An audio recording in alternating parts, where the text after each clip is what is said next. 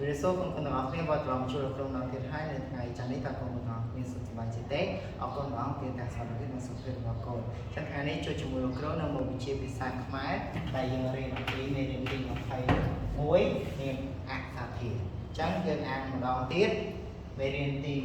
21នាមអក្សរធាតុចឹងកូនត្រូវស្គាល់សិនតើអ្វីទៅជានាមអក្សរធាតុបាទដល់ណាចឹងយើងមើលនិយមន័យជាមួយគ្នានាមអក្សរធាតុគឺជាពាក្យសម្គាល់មនុស្សសត្វវត្ថុនិងទីកន្លែងដោយចំពោះនិងទូទៅអញ្ចឹងគ្រូអានជូនម្ដងទៀតនាមអក្សរធាតុគឺជាពាក្យសម្គាល់មនុស្សសត្វវត្ថុនិងទីកន្លែងដោយចំពោះនិងទូទៅអញ្ចឹងគ្រូបញ្យល់កន្លែងទៀតថាដោយចំពោះនិងទូទៅអញ្ចឹងដោយចំពោះនិងទូទៅហ្នឹងមានន័យថាគឺចំពោះទៅលើបើសិនជាមនុស្សគឺចំពោះទៅលើបុគ្គលណាម្នាក់តែម្ដងអំពីឈ្មោះគាត់តែម្ដងឧទាហរណ៍ថាអំពីគ្រូអញ្ចឹងមនុស្សគ្រូគឺជាមនុស្សអញ្ចឹងគ្រូឈ្មោះអីគឺឈ្មោះ Kim អញ្ចឹងគឺប្រាប់អំពីបុគ្គលគ្រូឈ្មោះ Kim ហ្នឹងមកលោកគ្រូ Kim ឃើញអត់អញ្ចឹងលោកគ្រូ Kim គឺជានាមអក្សរធាតុពុទ្ធសំដៅទៅលើ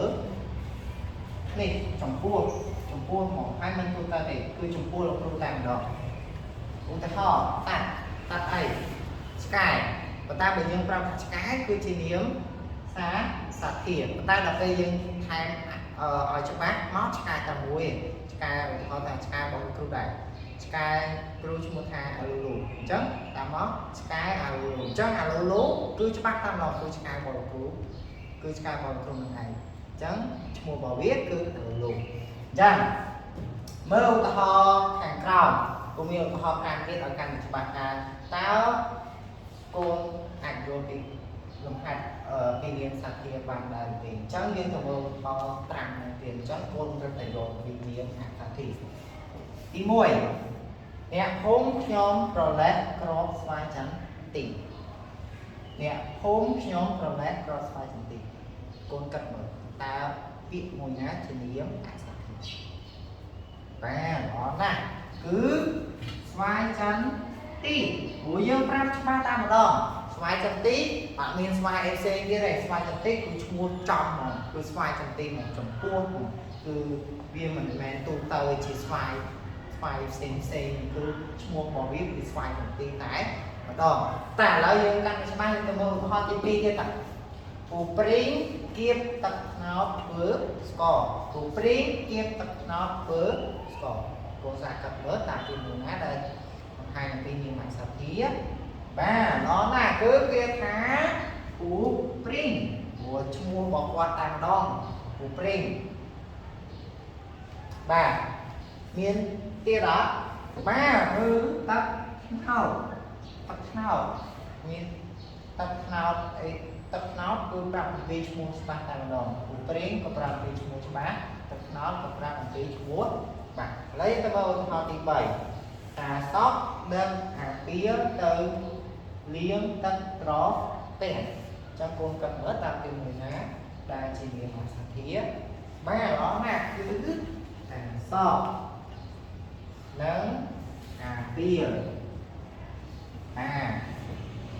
តាសក់និងអាពាលគឺជានាមអក្សរធាតុជាទៅមកឧទាហរណ៍ទី4និងទី5បាទនៅខេត្តរតនគិរីមានចំការកាហ្វេច្រើនអញ្ចឹងកូនមើលតាមពីមួយណាខ្លះដែលជានាមអក្សរធាតុបាទល្អណាស់គឺពាក្យថាខេត្តរតនគិរីអញ្ចឹងខេត្តរតនគិរីនៅប្រទេសរបស់យើងមានតែមួយគឺវាឈ្មោះខេត្តរតនគិរីហ្នឹងគឺចំតែម្ដងអញ្ចឹងគឺចំពោះតែម្ដងគឺចំឈ្មោះនោះតែម្ដងបាទគឺពាក្យមួយទៀតគឺថាចំការកាហ្វេអញ្ចឹងរតនគិរីមានចំការច្រើនណាស់ប៉ុន្តែគេបានប្រាប់ច្បាស់ថាចំការកាហ្វេអញ្ចឹងគឺជានាមអក្សរធាតុព្រោះប្រាប់ច្បាស់តែម្ដងគឺចំការកាហ្វេគឺឈ្មោះចំការនោះឯងកាហ្វេនោះអញ្ចឹងអាប្រាប់ច្បាស់ទូទៅហ្នឹងឯងមិនទូទៅមានន័យថាប្រាប់ចំពោះចំហ្នឹងឯងអាហ្នឹងគេហៅថានាមអក្សរធាតុហើយយើងមើលចុងក្រោយឈើប្រណិតមានពេងមាននួនកកក្នុងបាទ chân con mơ ta bị mùi nà khác đây một hành bị nhiều mặt sạc thiết có na cứ biệt hạt bến luôn có nắng nóng hồ chơi tạm họ hết cứ chỉ một hệ mua chơi đại bắt tạm nó đến cứ chỉ một hệ chơi phần lập đề nền luôn cứ chỉ chơi một phần lập buồn trắng viên mang bắt trong buông nênทำบุญđào trong mỏ khả năng cứ chỉ niệm ảnh xá thì